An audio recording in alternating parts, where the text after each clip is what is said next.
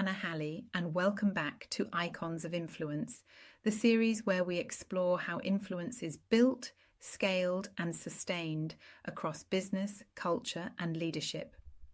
Today's episode is about one of the most influential figures of the modern era. Not just a media personality, not just a businesswoman, but an architect of trust, ownership, and long-term power. This is the story of Oprah Winfrey. Her journey shows us how influence evolves when it's rooted in credibility, how ownership reshapes authority, and how identity, when integrated rather than hidden, becomes a strategic advantage. Oprah Winfrey was born in rural Mississippi in 1954 into poverty, instability, and trauma. Her early life included abuse, displacement, and deep emotional hardship, experiences that would later inform not only her empathy, but her leadership style. What distinguishes Oprah early on is not opportunity, but voice. As a child, she demonstrated an exceptional ability to communicate, to read emotion, and to connect. That skill became her leverage long before she had power, money, or platform. After studying communications, Oprah entered radio and television, working local news roles that were far from glamorous. She wasn't groomed for stardom, she earned it through adaptability and emotional intelligence. Her move to Chicago in the mid-1980s to co-host a struggling morning show was pivotal. Instead of conforming to the existing formula, Oprah reshaped it. She shifted the tone from detached reporting to human storytelling. She centered empathy, curiosity, and emotional truth, and audiences responded immediately. That show became The Oprah Winfrey Show, but its success wasn't accidental. Oprah identified something fundamental. People don't just want information, they want understanding. They want to feel seen. This was the foundation of her authority, not expertise imposed from above, but trust built from shared experience. What truly separates Oprah from many media figures is not popularity, it's control. Early in her career, Oprah made a decision that would change everything. She negotiated ownership of her show. In doing so, she shifted from talent to power broker. She wasn't just appearing on television, she owned the asset. That decision led to the creation of Harpo Productions, giving Oprah control over content, distribution, and intellectual property. This allowed her to build a vertically integrated media empire rather than relying on networks or advertisers to define her value. The Oprah Winfrey Show ran for 25 years and reached millions of viewers daily, but its influence extended far beyond ratings. Oprah became a cultural authority, a figure audiences trusted to guide conversations on health, relationships, race, trauma, and ambition.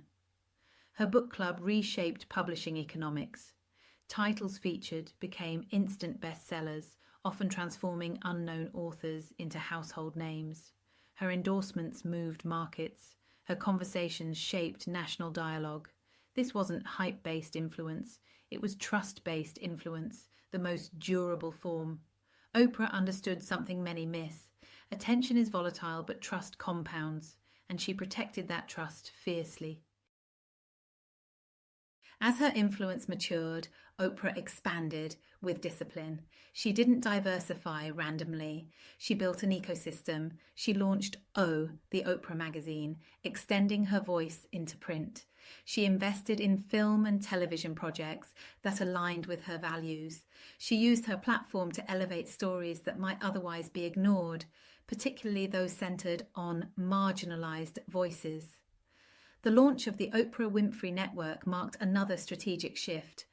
OWN struggled initially, facing financial and programming challenges, but Oprah stayed engaged, recalibrated leadership, refined the content strategy, and ultimately turned the network into a profitable, purpose-led business. This phase of her career highlights a critical leadership lesson. Influence isn't about avoiding failure. It's about how you respond to it. Oprah didn't retreat when OWN faltered. She applied patience, learning, and long-term thinking. Her investment decisions further reinforced this strategy. Her partnership with Weight Watchers wasn't a traditional endorsement. It was an equity-based move, aligning her personal narrative with ownership and value creation. She positioned herself not as a spokesperson, but as a stakeholder. Everything connected back to a consistent core: growth, responsibility, self-awareness, and transformation. A defining dimension of Oprah's influence is how she integrated identity into authority. As a Black woman operating in a historically exclusionary media and business environment, Oprah didn't suppress her experience. She centered it. She spoke openly about trauma, abuse, failure, and fear, not for spectacle, but for understanding. This vulnerability was not unstructured or excessive. It was intentional. Oprah shared with purpose, knowing that selective transparency builds credibility. She modeled emotional intelligence as leadership, long before it became a corporate buzzword. Through her platform, she normalized conversations around mental health, self-worth, accountability, and personal development. She reframed success as something internal as well as external. Over time, Oprah became more than a media figure. She became a cultural reference point, someone people turn to for perspective, guidance, and meaning. That level of influence carries weight, and Oprah consistently treated it as stewardship rather than entitlement. She understood that authority without integrity erodes quickly, and she built systems, values, and boundaries to protect both. No icon operates without criticism, and Oprah is no exception. Her endorsements, interviews, and platform choices have at times drawn scrutiny. Some argue that her influence has been too powerful, that certain voices were amplified without sufficient challenge. Others question the commercialization of self-help culture. What's important here is not whether criticism exists, but how Oprah responds to it. She has repeatedly demonstrated a willingness to reflect, recalibrate, and evolve. Rather than doubling down defensively, she has adjusted her approach as her understanding deepened. That adaptability has allowed her influence to mature rather than fracture. This is a critical distinction. Many figures build influence quickly and lose it just as fast. Oprah's power has endured because it is grounded in reflection, accountability, and long-term thinking. Oprah Winfrey's career offers some of the clearest lessons in modern influence. First, ownership creates leverage. Control over your platform allows you to scale influence without surrendering autonomy. Second, trust is the ultimate currency. Influence built ethically and consistently outlasts influence built on controversy or spectacle. Third, values scale when they're operationalized. Oprah didn't just talk about growth, she built businesses around it. Fourth, identity can be authority. Lived experience, when integrated with competence, becomes a powerful source of credibility. Fifth, influence is stewardship.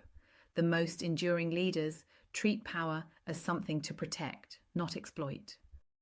Oprah Winfrey didn't just rise through the media industry, she reshaped it.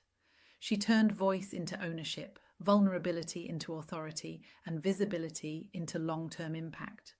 Her story reminds us that the most powerful influence isn't loud or aggressive. It's intentional, it's earned, and it's built patiently over time.